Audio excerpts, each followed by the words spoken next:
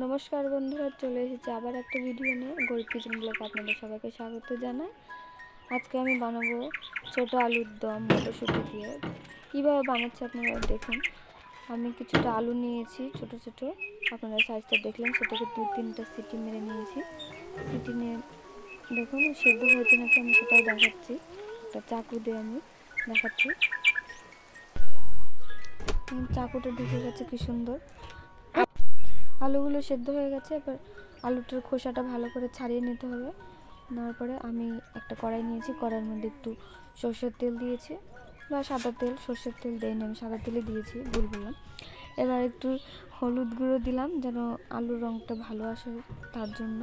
আপনারা চাইলে দিতে পারেন, এবার নাও দিতে পারেন। এবার দেখুন আমি খোসাগুলো ভালো করে কিন্তু ছাড়িয়ে নিয়েছি। এবার তার মধ্যে আলুগুলো দিয়ে দিচ্ছি, দিয়ে একটু ভালো করে নাড়াচাড়া করে নেবো যাতে রঙটা ভালো করে। আলুগুলোকে ভেজে নিচ্ছি ভালো করে, বেশি ভাজবো না, যাতে আলুগুলোর গায়ে একটু হালকা স্পট পড়লে আমি নামিয়ে নেবো। আপনাদের পরে দেখাচ্ছি যে কেমন হয়েছে কালারটা। এরকম মোটামুটি ভাজা হয়ে গেছে, আমি তুলে দেখাচ্ছি। দেখতে পাচ্ছেন আলুর গায়ে কি সুন্দর লাল লাল স্পট পড়েছে। আমি এবার নামিয়ে নিচ্ছি। এবার একই কড়াইয়ে আবারও দিয়ে দিলাম সাদা তেল। তেলটা একটু গরম হোক।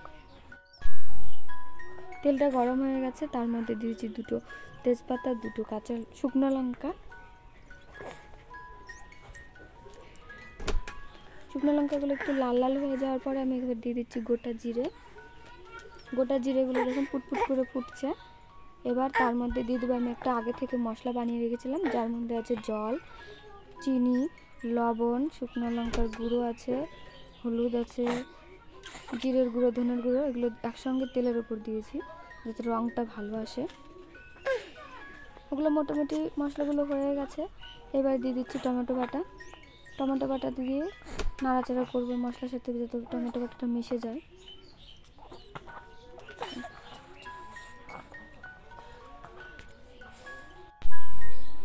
রঙটা সুন্দর এসছে, একদম রেস্টুরেন্টের মতো। এবারে দিয়ে দিচ্ছি কাঁচা লঙ্কা আর আদা বাটা, দিয়ে ভালো করে নাড়াচাড়া করে নেব মশলার সাথে, যেন আদা কাঁচা লঙ্কাটা মিশে যায়। ওটা একটু কাঁচা গন্ধ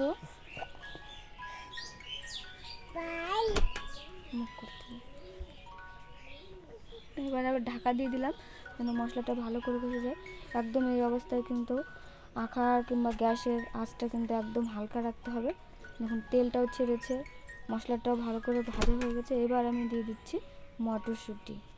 এটা কিন্তু ভাজিনি বা সেদ্ধ করে নিই, এমনি কাঁচাটাই দিলাম, মশলার সঙ্গে মিশে যাবে। আবারও ঢাকা দিয়ে দিচ্ছি। মটরশুঁটিটাও ভালো করে সেদ্ধ হয়ে গেছে। এবার আমি ভেজে রাখা আলুগুলো দিয়ে দিচ্ছি, দিয়ে যে নাড়াচাড়া করে নিচ্ছি সুন্দর করে। আপনারা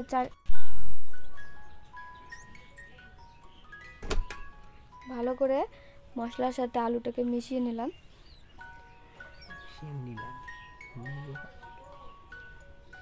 এই দেখুন সুন্দরভাবে মিশে গেছে।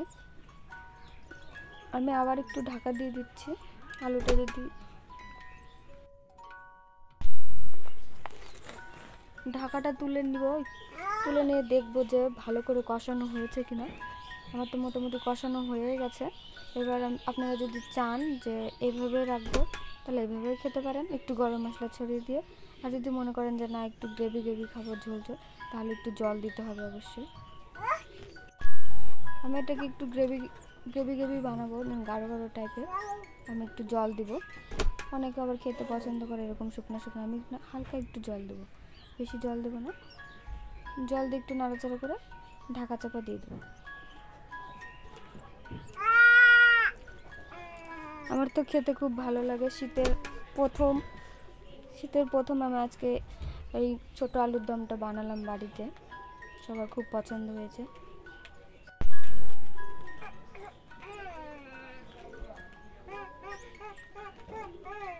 দেখুন আলুর দমটা ফুটতে শুরু করেছে, 2-1বার নাড়াচাড়া করে দিব, দিয়ে আমি এবার গরম মশলা গুঁড়ো ছড়িয়ে দিলাম।